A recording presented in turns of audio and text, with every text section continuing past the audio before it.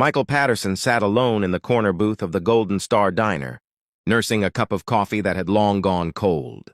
Outside, snow fell gently on Christmas Eve, and the streets of downtown were nearly empty. Most people were home with their families, where they belonged. But Michael had nowhere to go. At 57, he had everything money could buy and nothing that truly mattered. His salt and pepper hair was impeccably styled, and his tailored black suit probably cost more than most people made in a month. Patterson Industries was a household name. His tech innovations had changed the world, and his net worth was measured in billions. But none of that could fill the emptiness that had consumed him. Since his wife, Sarah, died 3 years ago, they'd never had children.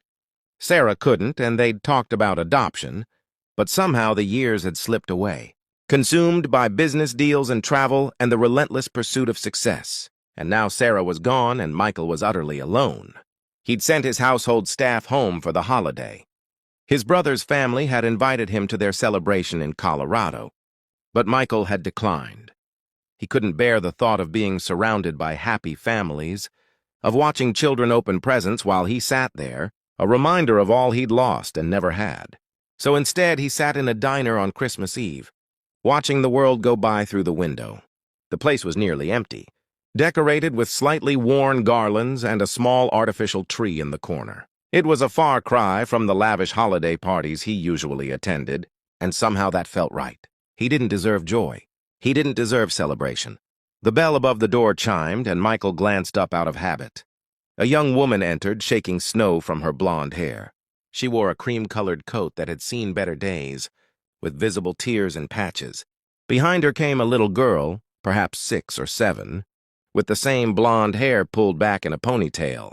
The child wore a green sweater that looked hand-knit and sturdy boots. The woman's face was drawn and tired, with worry lines that seemed too deep for someone who couldn't have been more than 30. But when she looked at her daughter, her expression softened with unmistakable love. They slid into a booth across the diner from Michael, and he watched as the woman pulled out a small purse and carefully counted coins. The little girl sat quietly, her eyes taking in the diner's Christmas decorations with wonder. The waitress, a motherly woman named Betty, who'd been kind to Michael during his solitary meal, approached their table. Michael couldn't hear the conversation, but he saw the woman point to the menu, then say something while gesturing to her daughter. Betty nodded and walked away. A few minutes later, Betty returned with a single plate of pancakes, a glass of milk for the child, and a cup of water for the mother.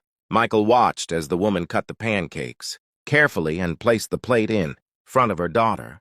"Eat up, sweetheart," he heard her say softly. "But, Mommy, what about you?" the little girl asked, her voice carrying across the quiet diner. "I already ate, baby." "This is all for you." It was a lie, and Michael knew it. He'd watched the woman count her coins. She'd had just enough for one meal, and she'd given it to her child. The little girl looked uncertain, but she picked up her fork and began to eat. The woman watched her with such tender devotion that Michael felt something crack inside his chest. When was the last time someone had looked at him like that? When was the last time he'd mattered to anyone beyond what his money could do for them? He signaled Betty over to his booth. "That woman and child," he said quietly, nodding toward them. "I'd like to pay for their meal, and I'd like you to bring the mother a full dinner as well. The best thing on your menu. Don't tell them it's from me." Betty smiled warmly. "That's very kind of you, Mr. Patterson. I'll take care of it." A few minutes later, Betty appeared at the woman's table with a steaming plate of roast turkey, mashed potatoes, vegetables, and fresh bread. "The gentleman over there wanted you to have this," Betty said, gesturing toward Michael before he could stop her. The woman's eyes widened, and she looked over at Michael with an expression of shock and gratitude. "I can't accept that," she said, but her voice wavered. "I don't have enough money to—" "It's already paid for," Betty said firmly, "and it would be a shame to let it go to waste. Merry Christmas." The woman's eyes filled with tears. She looked at Michael again, and he saw her mouth the words, "Thank you." He nodded awkwardly, uncomfortable with the gratitude. It was such a small thing. Why did it feel so significant? The woman ate slowly, savoring every bite, and Michael found himself unable to look away. There was something about her, about them, that pulled at him. The little girl chattered happily between bites, and occasionally the mother would smile, though the worry never quite left her eyes. When they finished eating, the woman carefully gathered their things and approached Michael's booth. Up close, he could see that she was even younger than he'd thought, with delicate features and eyes the color of honey. The little girl held her hand tightly. "I'm sorry to intrude," the woman said, her voice soft and slightly rough, as if she'd been crying recently. "I just wanted to thank you properly. That was incredibly kind. You have no idea what it meant to us." "It was nothing," Michael said, and realized how dismissive that sounded. "I mean, I'm glad I could help. It's Christmas Eve. No one should go hungry." "I'm Claire," the woman said. "And this is my daughter, Lily." "Hello," Lily said shyly, then added, "You're sitting all alone. Don't you have family?" "Lily," Claire said, embarrassed. But Michael found himself answering honestly. "No, I don't. Not anymore." Lily's face fell. "That's sad. Everyone should have family at Christmas." Claire touched her daughter's shoulder gently. "We should let this gentleman enjoy his evening. Thank you again, Mr.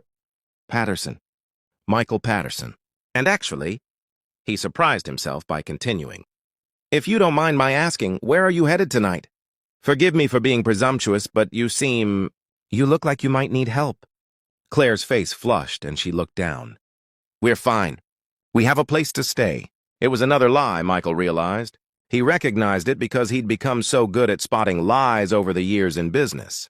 "Please," he said gently. "I don't mean to pry, but it's Christmas Eve, and it's freezing outside. If you need help, I have the means to provide it." Claire's composure cracked and tears spilled down her cheeks. Lily pressed close to her mother's side, looking frightened. "I'm sorry," Claire whispered. "I'm trying so hard to hold it together, but it's been such a difficult year." "Please sit down," Michael said, gesturing to the empty seat across from him. "You don't have to tell me anything. But if you want to talk, I'm a good listener." Claire hesitated, then slid into the booth, pulling Lily in beside her. For a moment, she just sat there, struggling to compose herself. Then the words came tumbling out. "I lost my husband 11 months ago, Daniel. He had a heart attack." "He was only 32. We didn't have much life insurance. And I've been trying to keep us afloat. But I lost my job 3 weeks ago when the company downsized. I've been looking for work, but it's Christmas, and no one's hiring right now. We lost our apartment 5 days ago because I couldn't make rent. We've been staying in my car, but it broke down this morning, and I couldn't afford to fix it. I spent our last money on gas to run the heat, and when that ran out, we came here because I knew at least I could get Lily one warm meal." She covered her face with her hands. "I'm a terrible mother. My baby is sleeping in a car on Christmas Eve." Michael felt his heart breaking. Here was this woman clearly doing everything in her power to care for her child, believing she was failing, and here he sat, with more money than he could ever spend, utterly useless in his grief and self-pity. "You're not a terrible mother," he said firmly. "You're doing everything you can in an impossible situation. And you know what? Tonight that changes." Claire looked up at him, confused. Michael pulled out his phone and made a call. "Robert, I know it's Christmas Eve, but I need you to book a suite at the Grandview Hotel. 2 rooms. Put it under Claire." He looked at her questioningly.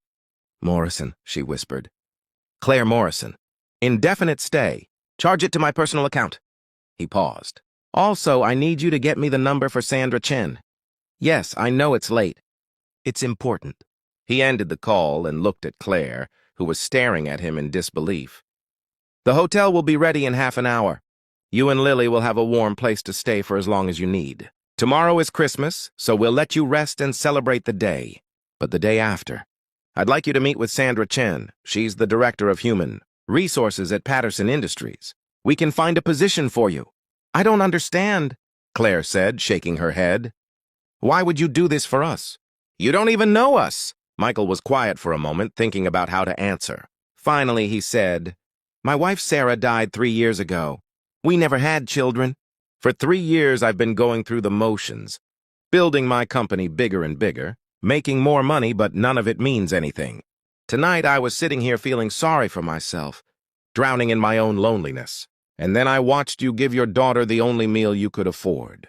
I watched you lie to her so she wouldn't feel guilty for eating. I watched you show more love and selflessness in 5 minutes than I've shown in 3 years. You reminded me of something I'd forgotten.